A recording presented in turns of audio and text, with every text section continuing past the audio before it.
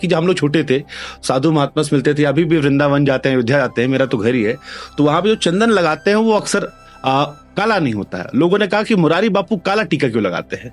हम निम्बार की परंपरा के जो हमारे आचार्य है निम्बार के, और हमारे में काली बिंदी एक प्रवाही परंपरा का एक प्रतीक है। काला गमछा जो आप पहनते हैं वो भी उसी का हिस्सा है?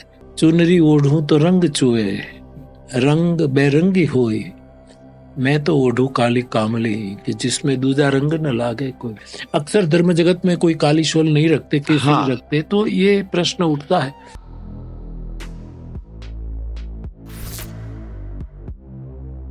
आप में भी लोगों की बड़ी उत्सुकता है, क्योंकि आपको लोग सुनते हैं, और मैंने जो हजारों की संख्या में लोगों ने लिखकर भेजा कई सारे सवाल। जैसे एक सवाल था कि जब हम लोग छोटे थे, साधु महात्मा से मिलते थे, अभी भी वृंदावन जाते हैं, अयोध्या जाते हैं, मेरा तो घर ही है, तो वहां पे जो चंदन लगाते हैं वो अक्सर काला नहीं होता है। लोगों ने कहा कि मुरारी बापू काला टीका क्यों लगाते हैं?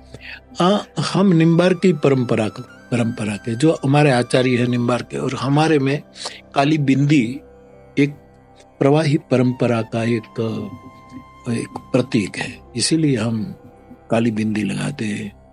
तो आप देखिए कि ये बंगाल के जो साधु हैं, कुछ राधा कृष्ण को मानने वाले हैं, वो भी काली भस्म लगाते हैं। ये वारकरी संप्रदाय महाराष्ट्र में देखिए, वो भी काला। तो हमारी तो पूरी परंपरा ये काली बिंदी की है। जैसे कोई लाल टीका करता है, कोई केसरी करता है, कोई भस्म का टीका करता है, तो ये हमारी आचार्यों की परंपरा है जी। तो इसलिए हम। तो काला गमछा भी उसी का हिस्सा बापू? हाँ, काला गमछा जो आप पहनते हैं वो भी उसी का हिस्सा है? ना, वो उसी का हिस्सा नहीं है। वो मेरी दादी माँ थी, वो काले कपड़े पहनती थी, और मैं उसकी गोद में उसके साथ बड़ा हुआ हूँ। तो काले रंग से इतना लगाव हो चुका है। और चुनरी ओढ़ू तो रंग चुए, रंग बेरंगी होई, मैं तो ओढ़ू काली कामली, कि जिसमें दूजा रंग न लागे कोई। राधा भी काली कमली रखती थी, भगवान कृष्ण भी काली कमली रखते थे।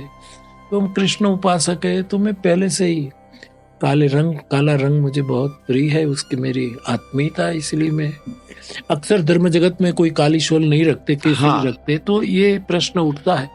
लेकिन ये भी एक महत्व। अब जैसे हमको भी काला बहुत पसंद है। हाँ, तो हम भी सारा इंटरव्यू काला पहने करते हैं, लेकिन जैसे आपने कहा ना कि धर्म जगत में लोग नहीं इस्तेमाल करते। हाँ। तो कई बार लोग मन में होता है कि अलग कैसे है, क्यों, इसकी वजह है। और देखो हमारे साधु परंपरा में काली कमली वाले एक पंथ है, जो काली कमली वाले महात्मा लोग हैं, जो अन्न क्षेत्र चलाते हैं, बद्रीनाथ पैदल जाते हैं, वो भी काले कपड़े पहनते हैं। उदासीन साधु भी काले कपड़े पहनते हैं, हमारी ही परंपरा में, हमारी सनातन वैदिक परंपरा में।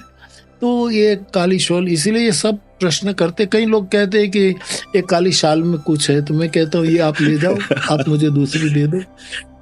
तो इसमें और कुछ नहीं है, एक लगाव है।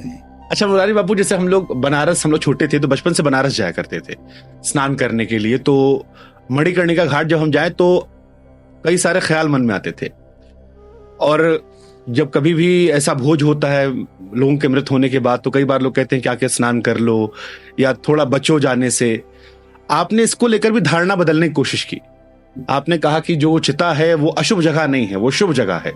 तो ये क्योंकि एकाएक बदलाव है, एक सोच चली आ रही है, तो वो हिट करती है कई बार कि ये क्यों कहा जा रहा है, क्या मकसद है, अलग दिखाने के लिए है? अगर सही है तो क्या इसके पीछे विचारधारा, सोच है?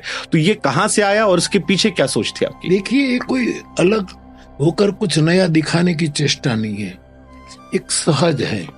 भगवान शिव श्मशान स्वा क्रीडा स्मरहर पिशाचा सहचरा, चिता भस्मालेपो गरल मशनम दिक्पट धरो। शिव जी स्मशान में रहते, और काशी महाश्मशान है, उसको महाश्मशान कहा। तो श्मशान जैसी पवित्र जगह कौन है? और वैराग की भूमि है, त्याग की भूमि है। आज भी महादेव वहां निवास करते हैं।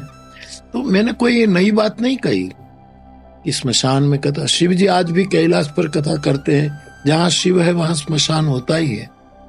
तो श्मशान में कुछ करने से शव शिव बन जाता है, जो मुर्दा है, जो शव है, वो शिव में परिवर्तित हो जाता है, भीतरी परिवर्तन होता है। तो ये कुछ अलग दिखाने के लिए नहीं, उस समय जब मैंने मानस मसान की काशी में, किसी ने कोई गलत उसका अर्थ नहीं निकाला। उसके बाद कई और खबरें आई जहां लोगों ने शमशान के आसपास विवाह भी करवाया है। हमने करवाया, मेरे गांव के स्मशान में हमने करवाया था।